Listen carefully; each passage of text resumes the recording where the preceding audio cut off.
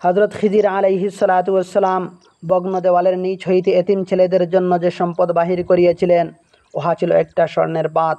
উহাতে নিম্নলিখিত বাক্যগুলি লেখা ছিল: আমার আশ্চর্য লাগে ওই ব্যক্তির উপর যে মৌতকে নিশ্চিতভাবে জানিয়াও কেমন করিয়া হাসে।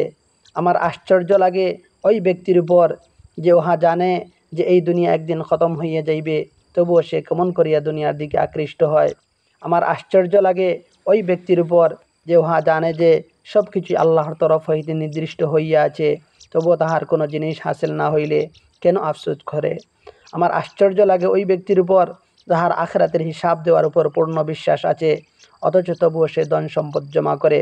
আমার আশ্চর্য লাগে ওই ব্যক্তির উপর যে জাহান্নামের আগুন বিশ্বাস করে, তবুও সে কেমন করিয়া গুনাহ করে। আমার আশ্চর্য লাগে ওই ব্যক্তির উপর যে আল্লাহ পাককে জানে, তবুও সে কি করিয়া অন্য জিনিসের আলোচনা করে। আমার আশ্চর্য লাগে ওই ব্যক্তির উপর যে বেহেশতের সুখ শান্তির কথা জানে, তবুও সে কি করিয়া দুনিয়ার কোনো জিনিস দ্বারা শান্তি পায়। আমার আশ্চর্য লাগে ওই ব্যক্তির উপর যে শয়তানকে শত্রু জানা সত্ত্বেও কি করিয়া তাহার অনুসরণ করে।